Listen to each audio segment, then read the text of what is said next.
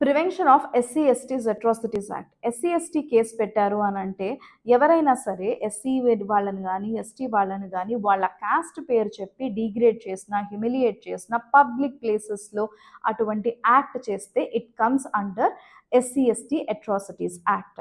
ఇదే SC ST యాక్ట్లో there is a class called as claiming compensation.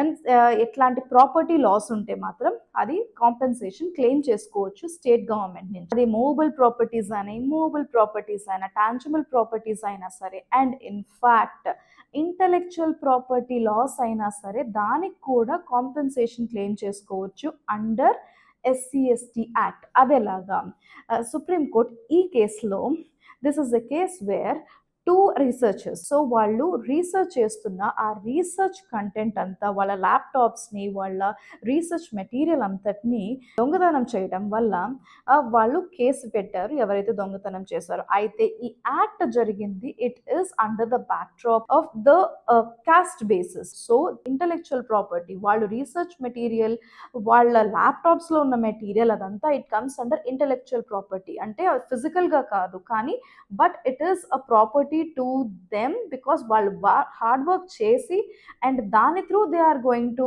Get the revenue కాబట్టి. So వాళ్ళ research material పోవడం అని అంటే that is a loss to them. So ఆ లాస్కి కాంపెన్సేషన్ క్లెయిమ్ చేసుకోవచ్చు.